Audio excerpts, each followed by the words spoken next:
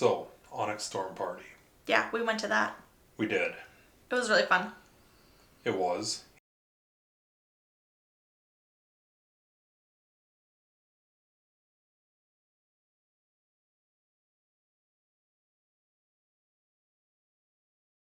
We got cool bags. We did. Show 'em the bags.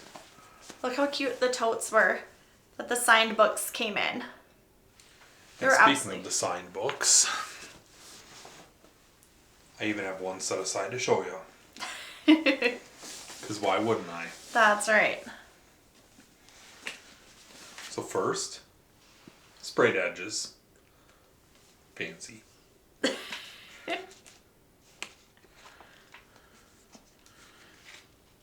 we get a map on the inside. Because who doesn't love a good map? I do like the map. Especially if it's a treasure map. Yeah. And then signed copy. Times 2. Which we were super excited about getting the signed versions. Oh, super thrilled. But before we went to the event, we knew the 2 things that we were going to need were merch and friendship bracelets.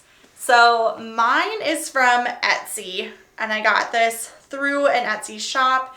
It's super comfortable. This is the color Sand. It's got the flying dragons on the sleeve, and then the dragon and the big Seth War College, and then on the very back, it has, I don't know if you guys can see the back. Can they see the back? Yeah, It's got kind of. dragons on the back. There's nothing on the back. No, there is nothing on the What? back. No. There's nothing on the back? There's nothing on your back. For real? Yeah. My Valaris sweatshirt has stuff on the back. There's nothing on your back This is besides blank. Rhea hair. Oh my god. You know what? Just kidding. There is no back. Never mind. I To be really fair- thought there was one. Well, to be fair, you also got the name of the college wrong, too. What do you mean? Bezgaeth. What? Yes. No. That's not right. Yes. Theo, Fanny, and I have a lot to discuss. That's all I'm saying. If you guys have read Onyx Storm, you know exactly what character I'm referring to. Theo Fanny is definitely correct. Well, you sure got the fanny part right, I'll tell you I that. called her Fanny Pack the entire book. I was like, look, Fanny Pack is here. How are you supposed to say this name? Theophany. Theo Fanny. No. Theophany. Theophany. Theophany. Not funny. She's not funny. She's rude. Please don't judge my pronunciation of books. I read them. I don't listen to them. This is what happens when you have a eye reader and a ear reader, because he knows how to say everything, but I have a map and I know where everything is. So That's rude to point out. It is. On so many levels. But it's true. It's so true. It is. I wish I got a nice map. She actually, during the event, Rebecca Yarrows told us why there were certain locations that are mentioned in Onyx Storm that did not make the map. That was a really neat part of the interview. You know what I thought was really cool about that? Mm-hmm. When she let slip that, you know, there may be future books with the extended maps. Yes. So the next book for sure is going to have all of the aisles in it. The art department decided that it was too, what was her word? Spoilery to include the entire map for the book. And as much as I kind of get where they're coming from, when you reach that part in the book, the first thing I did was flip to the map to see where we were, and we were nowhere. Yeah, but you also got to think the map is the very first thing you see when you open the book. That's very true. So if all that was in there and you're not getting to the relevance of that until at least halfway into the book, why would you want the extended map? Do you know what? I realized we never showed off the t-shirt that you got. We showed off my backless sweatshirt. And how did you choose that particular design, and where did you get it from? Well, I chose this particular design because we don't eat our allies. That's right. We don't. Taryn knows best. And plus, I mean, cool dragons. How do you argue with that?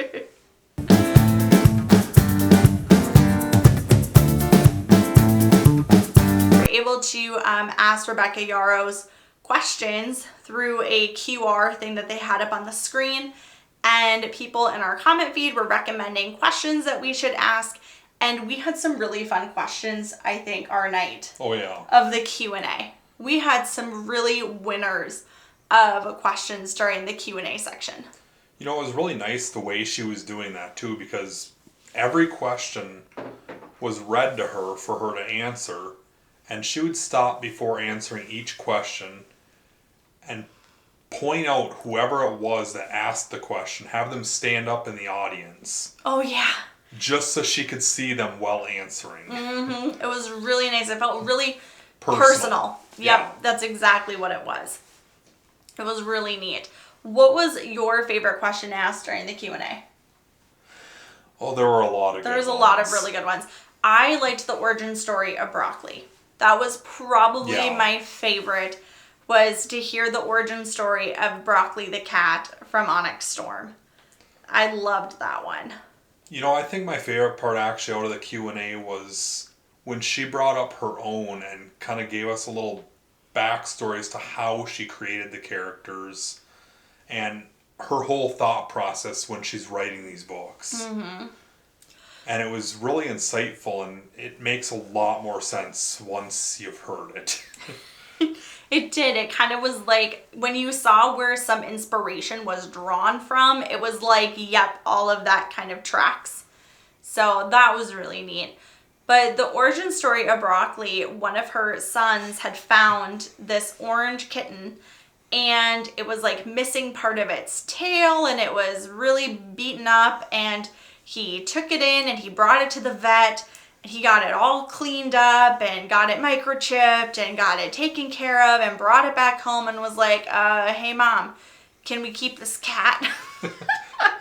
And the little she-devil of a kitty, like, it found a way to burrow into their walls. She was literally telling a story about how they had to saw part of the walls of their brand new house to get this orange cat out. And I was like, I know, much of a problem, but especially an orange one. Like, there is such a thing as orange cat energy. I don't care what you say. It's a thing. Oh, it absolutely is. It's an absolute thing. Orange cat energy. They are just wild. They'll find anywhere to just make a disaster. Isn't that kind of a cat's job, though? Yeah, they are really good at making disasters. It's just the orange ones are just so much worse for some reason. One of the questions during the event was, did she mean to make Riddick the most sexy character? And everybody cheered during this part. I feel like Riddick really made, like, a character, like, a major character progression during Onyx Storm.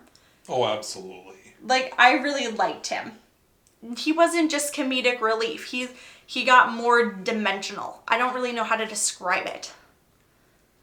You know, I would have to go with more of what she said is when she's writing some of these characters, she relates them in some cases to people she knows. Mm-hmm.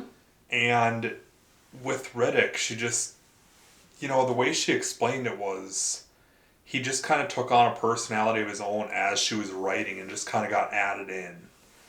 And just, I don't really know how else to explain it. She was always talking about how when she was writing the book, like, a one-liner would, like, pop in her head, and she was like, oh, Violet can't say that. Zayden wouldn't say that. Oh, Riddick would say that. And then all of her, like, favorite, like, one-liners and really funny parts all ended up being in his character, and I definitely think that, like, shined throughout the book. Well, there had to be a good character with just absolutely zero filter.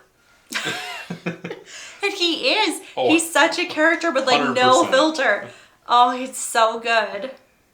But yes, she did say that the maps, like the art department maps, were going to be making bigger during book 4. But she also kind of alluded that in the next book, we were going to get maybe a little bit of Riddick's backstory because we don't really know a lot about him. And so I felt like she was kind of teasing that in the next book or the book after that, we were going to get to learn more of Riddick's backstory and how he kind of became who he is. And she also said that he used humor to kind of mask like heavier emotion. So it'll be really interesting to see like where his character goes in the next couple of books. You know, the other thing that I really thought was just incredible that she brought up was the time it took her to write these books. Oh yeah, the timelines are nuts. And I'm not talking all the editing process and all that, but just simply to sit down and write a first draft.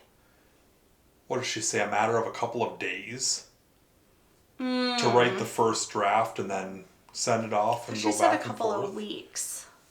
Couple of weeks. Yeah, I think it was like 3 to 4 weeks.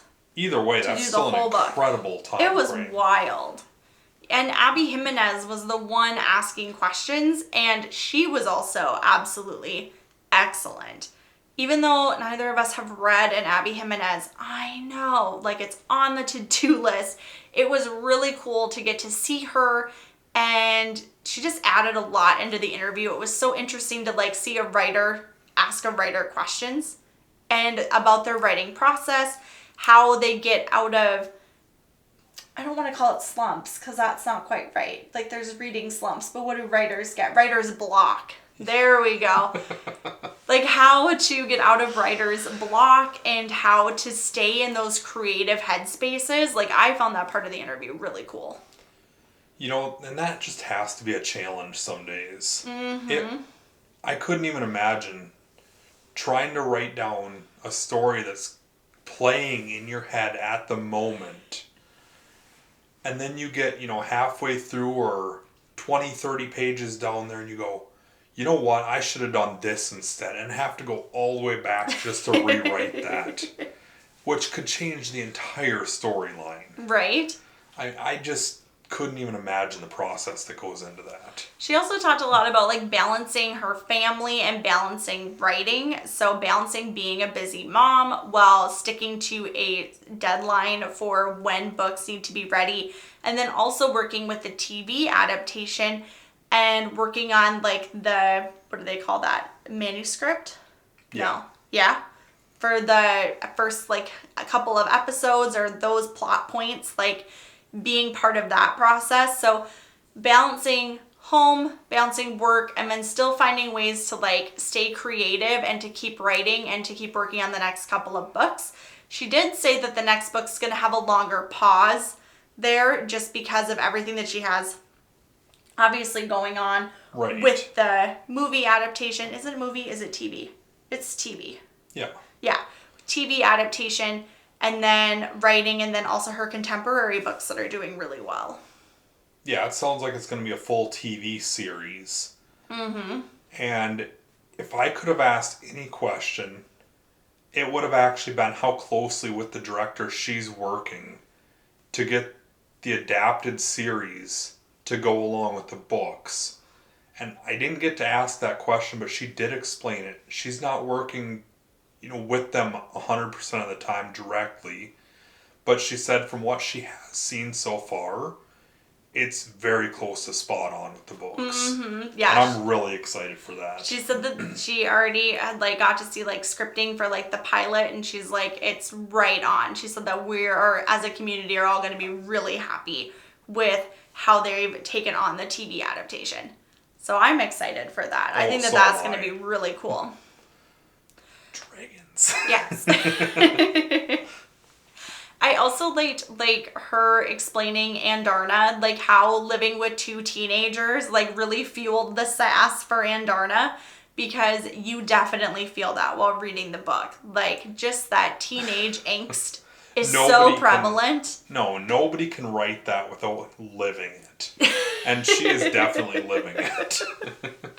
She at one point described like writing some scenes with Andarna in like the vest with Taryn as like a baby Bjorn, like having it like strapped in. Oh, that was so funny.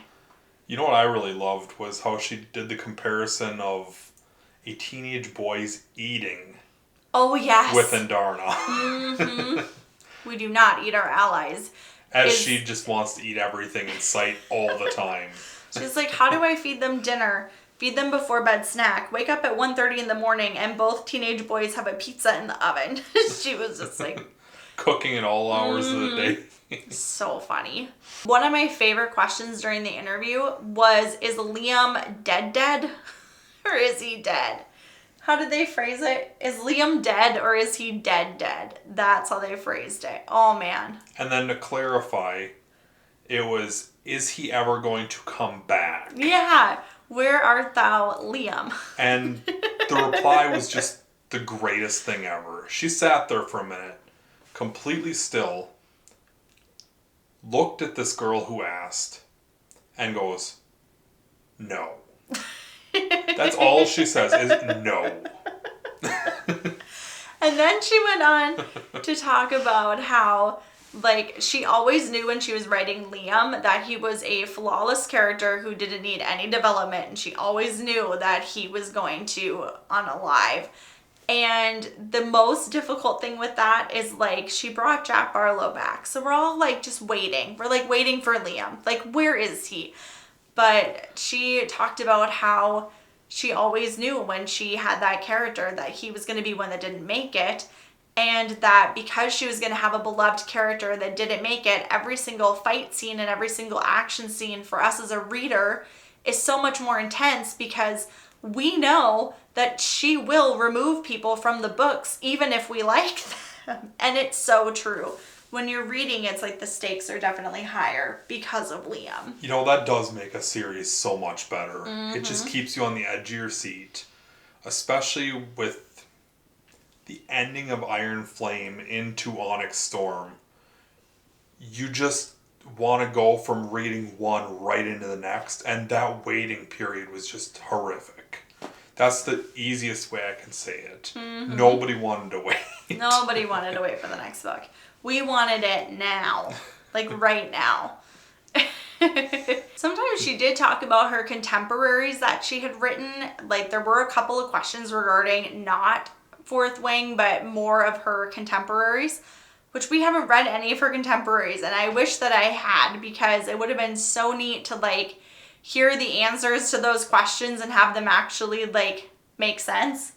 Yeah, we're bad people, I know. I don't read a lot of contemporaries. We're such fantasy people that it's like, it'd be such a genre hop to go over into those. But that doesn't mean we won't ever read them. No, not at all. It just means that to date we haven't. Oh, we haven't gotten there yet. But we want to. We just haven't gotten there yet. Oh, we should talk about the fact that we hadn't finished the books.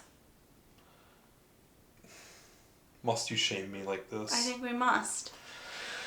Okay, well, on that note, I had 30 minutes left on my audiobook. And I was trying so hard the whole car ride there to just finish it. And by the time we got there and got parked, I had that 30 minutes left. Mm-hmm. And I was debating playing out the rest of that 30 minutes while we were in there, standing in line to get our seats. Yeah, you actually did. I was like, you are not reading in line right now, sir. But for me, I had been gifted a copy and Amazon ended up having a bunch of issues. And even though I had a copy pre-ordered and gifted to me, it never actually shipped. So we would contact Amazon and be like, hey, is this shipping? And they'd be like, yep, sure is. You'll have it by this day. And I said, awesome. Then that day came and I messaged them and I was like, hey, didn't get that. And they were like, oh, it didn't ship.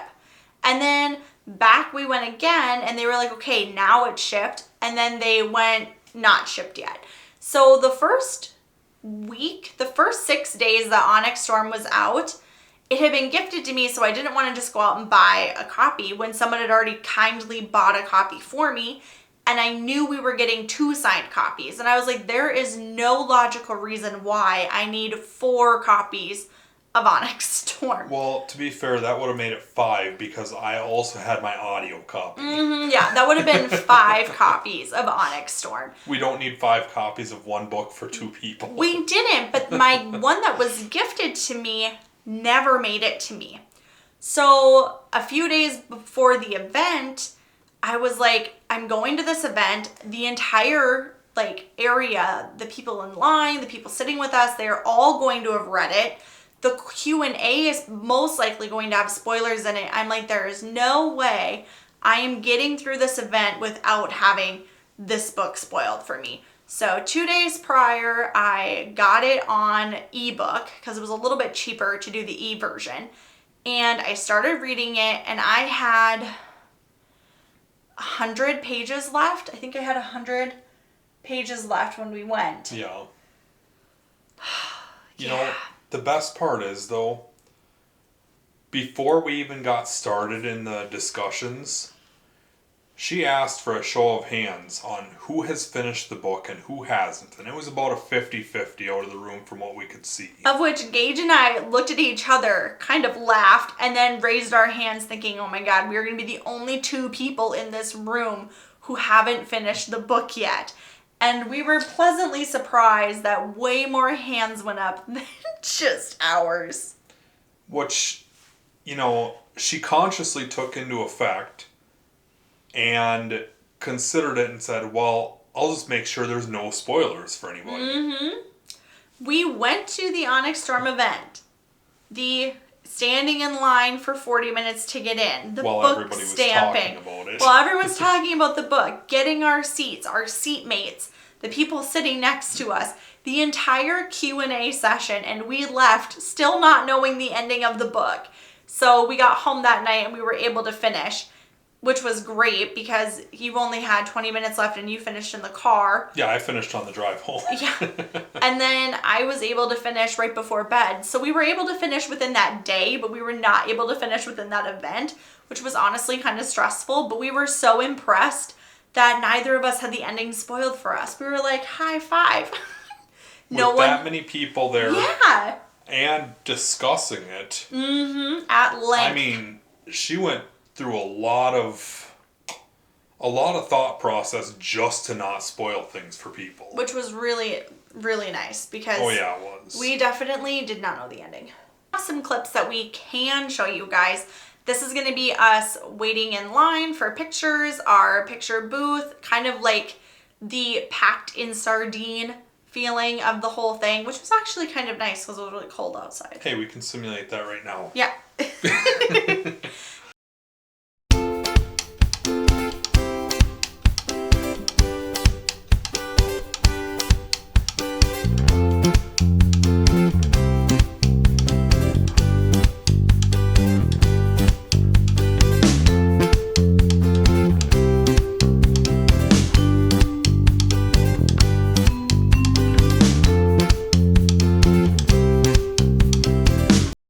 So I hope you guys enjoyed hearing a little bit about our Onyx Storm Tour event, and we will see you guys in the next one. Bye!